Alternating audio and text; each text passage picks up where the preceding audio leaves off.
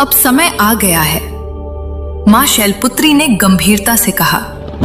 संसार फिर से हमें बुला रहा है, पर जो हमें देख नहीं पाते वो सोचते हैं हम नहीं आए। गुप्त नवरात्रि में हम प्रकट होती हैं, पर सिर्फ उनके लिए जो भीतर से जागे हों। मां ब्रह्मचारिणी ने सिर झुकाकर कहा, जो मौन में बैठता है वो हमारी आवाज सुनता है। इस नवरात्रि में व्रत से ज्यादा जरूरी है ध्यान, क्योंकि साधना तभी सिद्ध होती है जब इरादा पवित्र हो। मां चंद्रघंटा ने कहा, कई साधक मेरी आराधना करते हैं, लेकिन डर उनके भीतर रहता है।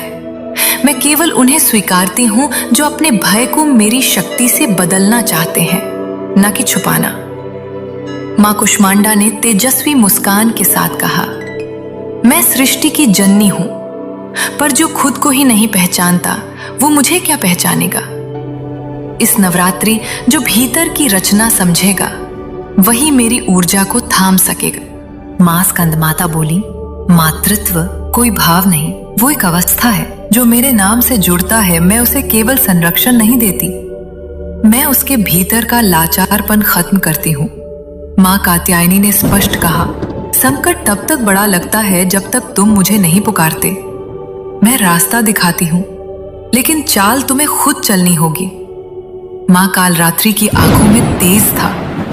मेरे नाम से लोग डरते हैं, पर मैं डर खत्म करने आई हूं। इस गुप्त नवरात्रि में अगर किसी में साहस है मुझे रात्रि में पुकारने का, तो समझो अंधकार उससे पहले ही हार गया। मां महागौरी ने धीमे पर गहरे स्वर में कहा, लोग मेरे रूप को सुंदरता मानते हैं, पर असली सुंदरता तब आती है जब आत्मा साफ हो।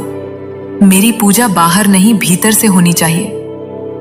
मां सिद्धिदात्री अंत में बोली, बहनों, हम सब एक साधक के भीतर तभी जागती हैं जब वो खुद को पूरी तरह समर्पित कर देता है।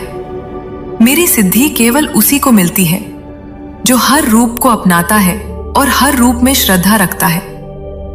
मां शैलपुत्री ने सभी की ओर देखा और कहा, तो तय रहा, हम उतर रही हैं। लेकिन इस बार वो ही हमें पाएगा जो ढोंग नहीं, भक्ति लेकर आएगा। और सभी देवियां एक साथ बोली, हम आ रही हैं। शरीर से नहीं, आत्मा से देखोगे तो हमें हर दिशा में पाओगे।